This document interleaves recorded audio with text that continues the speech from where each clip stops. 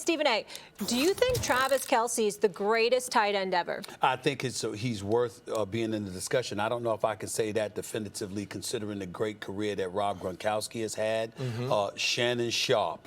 Yep. He doesn't get mentioned enough. Excuse me. This brother's a three-time champion and a Hall of Famer. This brother was something special. I remember the days of Ozzie Newsome, for crying out loud, and how he was a big-time tight end. Tony Gonzalez can't be ignored. All of this stuff is true. But when I watched Travis Kelce, he just seems unguardable. Like somehow, some way, he's just always open, even when he's not. And to me, that's the measurement of rate. You could be good. You could be a great route runner. You could have great hands. But somehow, some way, when you're always open, that matters. And I look at a guy like Travis Kelce, and listen, even when Tyreek Hill was there, Travis Kelce has been the main target of Patrick Mahomes for the last 5 years.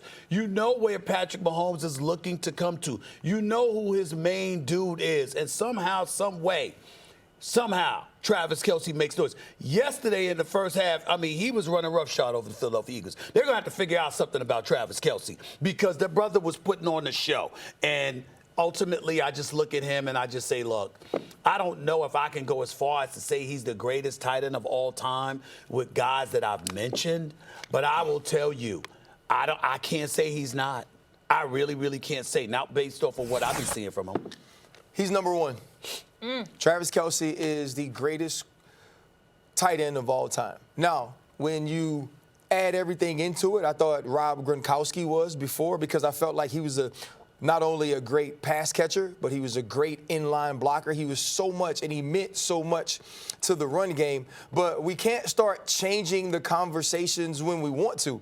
The conversation for greatest always goes into who were you in the biggest of games, right? Who were you in the playoffs? In 18 games in the playoffs, Travis Kelce has 16 touchdowns. Travis Kelce has almost 1,600 yards. Travis Kelce is talked about as it comes to big games, to playoff games, in the conversation with one target ever, and that target's name is Jerry Rice. Yeah. So when you talk about it in that context, who has ever meant more to a team and their success when it matters most than Travis Kelce at that position? You can look at a Tony Gonzalez. You can look at a Jason Witten. You can look at an Antonio Gates, who have better career regular season stats than Travis Kelce. But when were we talking about them in this time? When were they conversations after the Super Bowl when you say that was the only target that Patrick Mahomes had? That's the guy we knew would catch the ball or he'd go to, and we couldn't stop him. So for me, right now, with what he's done in his career in the regular season, where he is when you talk about the playoffs and the way that he's performed, I think Travis Kelce is the greatest tight end to have ever lived. Ooh. RC, when you started talking, the thought that went in my head was, yo, he's out of his mind right now to say that.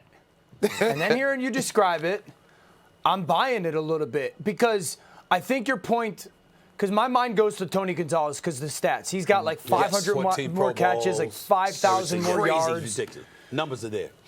And the amount of games he's played in comparison to Travis is a lot more. And even Shannon Sharp, Witten. So I got to see how long Travis plays.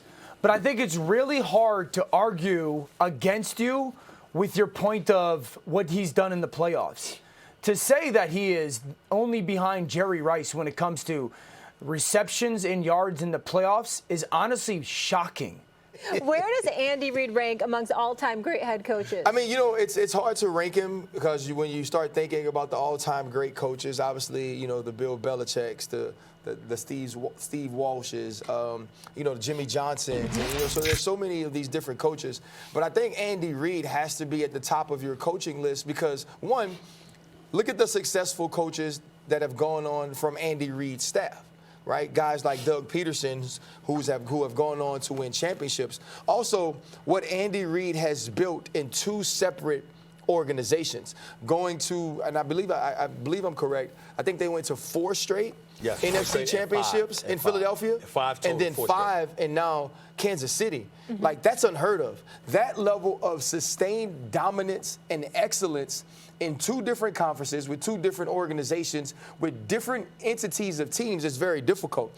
And now to have won 2 Super Bowls. So when you look at the longevity of his career, the way that he's been seemingly able to weave in and out of different quarterbacks and have them be successful, and now what he's doing in creating this dynasty with the Kansas City Chiefs, I believe he's in the top 5 of coaches all time when you think about guys like Chuck Noll from back in the day, you know, Tom Landry. And so there's so many of these great coaches that we didn't necessarily get to see throughout their tenure, but we've watched Andy Reid, and Andy Reid's not done. Andy Reid still has Patrick Mahomes. He still has the young heart, and he still has a nucleus on that team that could win. This isn't the end of his story. And before it's over, we can be putting him on a list that only includes him and Bill Belichick. Thanks for watching ESPN on YouTube. For live streaming, sports, and premium content, subscribe to ESPN+.